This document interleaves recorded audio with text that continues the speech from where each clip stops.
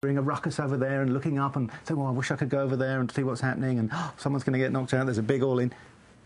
Watch it on TV afterwards or hear about it in the bar. You have to have maximum concentration on your table. Now, thirdly, if you're lucky enough to double through a few times and get yourself a big chip stack, you have to use that as a weapon. It's not a wall to hide behind and just be safe. It's a cudgel to beat your opponents with. You've got to be putting the shorter stacks into uncomfortable positions. You've got to be putting them all in. And there's very few hands they can call you with. You're going to get respect because you've got all these chips. They are going to fear you. Poker is a game where you want to be feared. You want to be the bully. You want to be the bad man.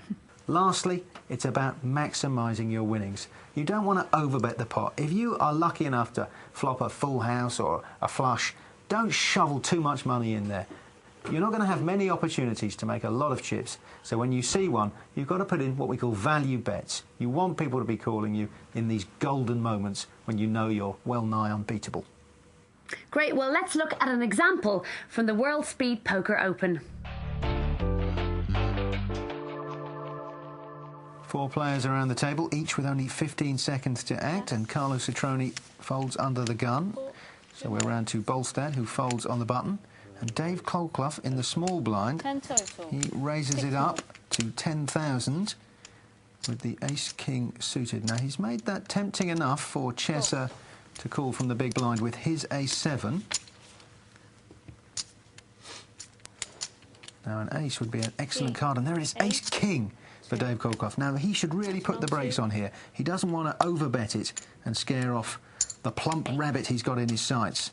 And that is a perfect bet, 8,000. That's less than he bet pre-flop, remember.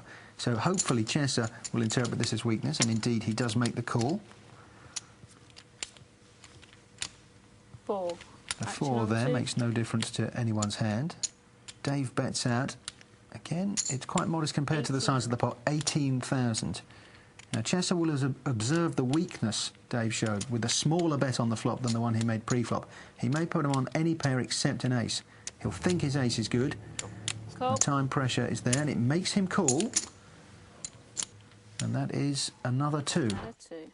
Action on 2. Well, if Dave had ace-queen, that would be a scare card. He'd think, well, at best we're going to chop this because we both have aces and 2s with a king kicker. But Dave's got ace-king. He's got the top 2 pairs. So he knows this is 32. Now just about making a nice tempting bet. He's bet 32,000. Now, that's heftier than his other bets. He wants to make money.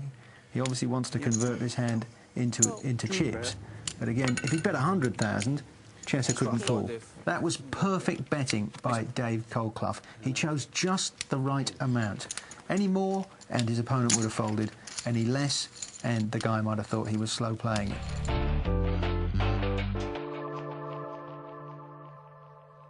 And Grope, any poker player dreads the word bubble boy.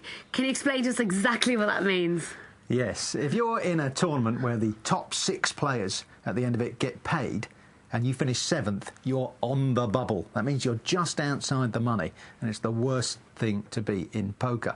But of course, you can use that to your advantage. Let's say you get to a final table of 10 players and you know that only 6 of them are going to get paid. Well, everyone who's got a short stack is going to be very, very tight, and that gives you such an edge. If you know what's going on in their head, it doesn't really matter what cards they have. Brilliant. Well, that's it for this part. Join us after the break and we'll be taking you on the final step on our poker ladder.